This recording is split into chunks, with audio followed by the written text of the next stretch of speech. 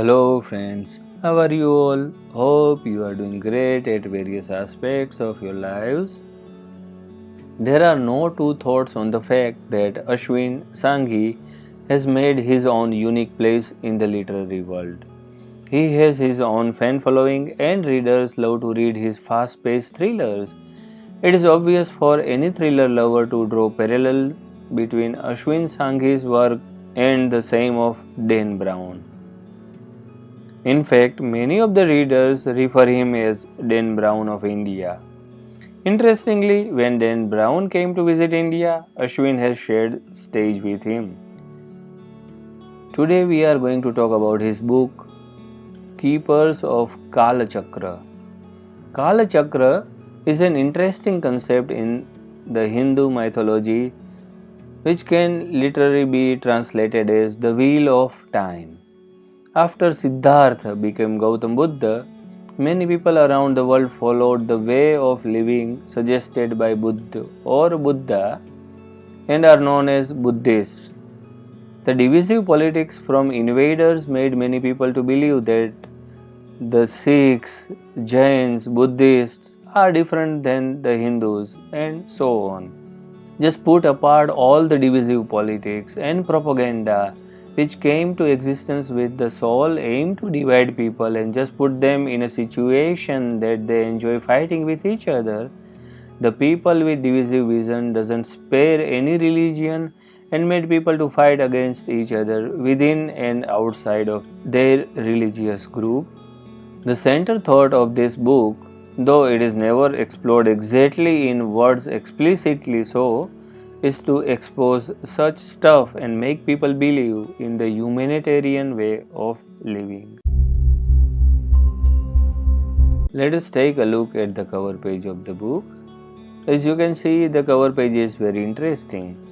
The balanced use of bright colors along with the black and a representation of Kala Chakra makes it quite interesting and eye-catcher. The thriller lovers will be attracted to the book by its cover for sure. Discussing about the plot of a thriller and providing reviews for various aspects of the same is nothing less than walking on a tightrope. If you care to avoid spoilers, of course, let us try to look at it that way. There are two distinct souls who had almost similar tragic past. The life wasn't started in good terms for them. Though, rather than crying for what they didn't get by birth, they focused on achieving by hard work, supported by their distinguished talents. The boy became one of the best research analysts in the world of physics, and the girl's love for biology brought her to a remarkable position in her field. Though they never uttered the magical three words, I love you, as they say in typical romantic Bollywood movie, they are each other's real friends. They cared for each other, and the time they moved away from each other by whatever reasons makes them believe that they cannot live without each other. Their fate took a turn. The boy got a job in a research company which is considered as the best in the world, and he had to live in isolation for a remarkable period. The girl had to perform her research for some rare to find herbs in the area where, due to the security reasons, the permission from the ministry is required. Unknown to them, their area of work will be very near to each other, and so does the circumstances. The Islamic terrorism is rising around the world, and some hardliners made the life hell for the many. Europe is on unrest, but the rest of the world cannot live the life of peace. Prominent figures from all powerful countries around the world started being attacked mysteriously.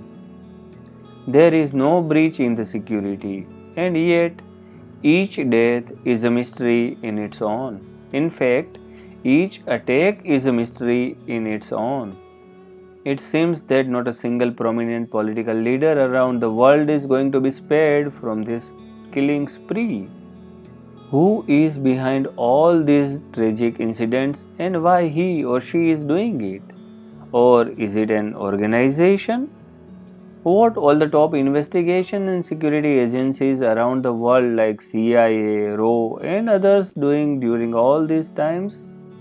Actually, there is a small team where members of each security agency work in conjunction with each other to prevent any havoc and fight the terrorism by cooperating with each other.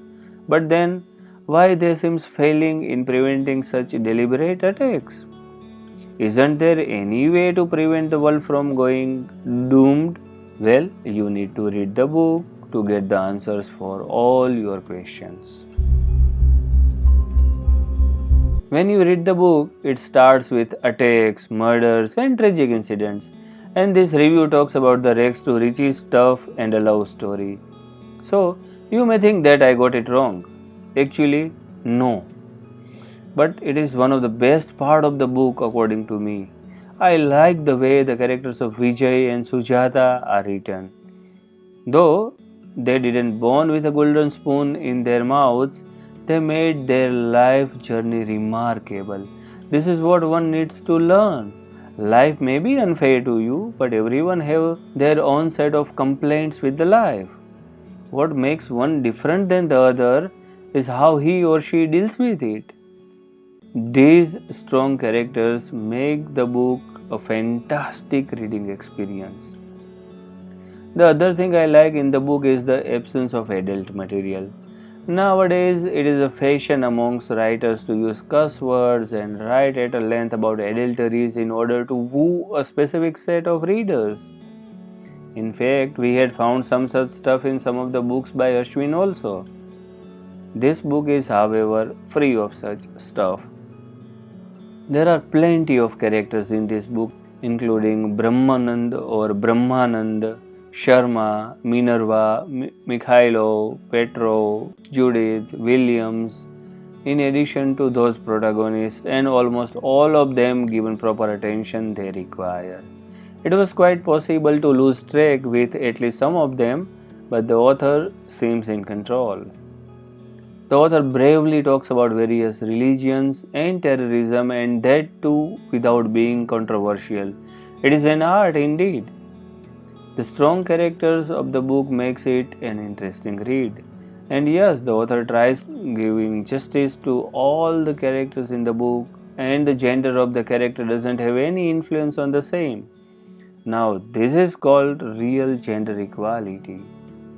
The way the author has explored tales from various ancient Indian scriptures is interesting. He tried to give a logical twist to various perceptions associated with such tales. For example, for Ramayana, the author says that Rama needed to take that away from Ravana to secure the borders of his kingdom. That was the reason of his trip. Exile and retrieval of Sita was mere eyewash. The book has some lines which are philosophical yet convincing, like reality cannot be explained by words because it lies beyond the realms of the senses and the intellect. Said the monk, it can only be intuitively experienced. When the rational mind is quietened, the intuitive mind awakes. What we call reality is the combination of observer and observed. We seem to create our reality, and that is precisely what Vedanta wants us to understand. The greatest mistake that humans make is to think that they are distinct and separate from the rest of the universe around them. Just because the probability of your taking right turn along a given path is 80% doesn't mean that you will take it. There is always free will. Free will that can influence the probability function is dharma. The observer influences the observed. The subject and object are indivisible and indistinguishable. There is no division. The book is full of philosophical writings, but at the same time there are some satirical lines as well. Also, there are points where the book tries to serve dark humor as well. It was supposedly a charity polo match. but there seems to be nothing remotely charitable about it. The farcical truth was that the most people who attended such events rarely need to work. During his 7th standard exams, his mathematics paper included the question: indicate which of the following states are either true or false. Vijay's answer was single line that indicated his almost intuitive grasp of grammar as well. All of the statements are either true or false. He then proceeded to provide the usually expected answer over leave. As she pushed the IV needle into Vijay's vein without worrying about being gentle. This was no time for niceties. The book has some one-liners which will remind you James Bond or Arnold Schwarzenegger movies. Sometimes the only solutions that worked were radial ones. Never interrupt your enemy when he is making a mistake. Learn to live with yourself. It can be terrifying. I have no evidence, but absence of evidence is not evidence of absence. The author found an interesting way to explain the emotions. He could tolerate the harsh cold of Kargil when he was in battle mode, but seemingly went soft when he wasn't. The author at the end of the book provides a large list of reference books he used for his research work. His assessment of various religions, especially his logical conversations about Islam and Islamism and its political impact, are interestingly written. I think there are two things that distinguish them. One, adherents of these faiths no longer take their text literally. Two, for the most part, they have separated religion and state. And yes, the author has his own way to talk about love. Love was not about finding someone you could live with. Rather, it was about finding someone you couldn't live without. Also, the way the statue of Nataraj was referred in a company symbol reminded me of the reference of using the same by CERN, the European Organization of Nuclear Research, which Dan Brown also referred in one of his books. The book has some printing or proofreading mistakes also. So, what is the conclusion? Well, overall, a nicely written thriller which has more positives than the letdowns. Buy it when a book promotion is running and you will get the value for your money. The way the author talks about religions and tries to weave science and mythology in mostly convincing way will be a treat for enthusiastic readers. Thinkerview's rating around 8 stars out of 10. So, have you already read the book? Are you planning to read it? What do you think about this book review? Do you find it helpful in deciding whether to go for the book or not? Please do share your genuine remarks via comments below. If you have enjoyed listening to the review, please hit the like button and do not forget to share it with your friends and other fellows whom you think such reviews interest more. Till we meet with our next podcast, bye bye, take care, namaskar.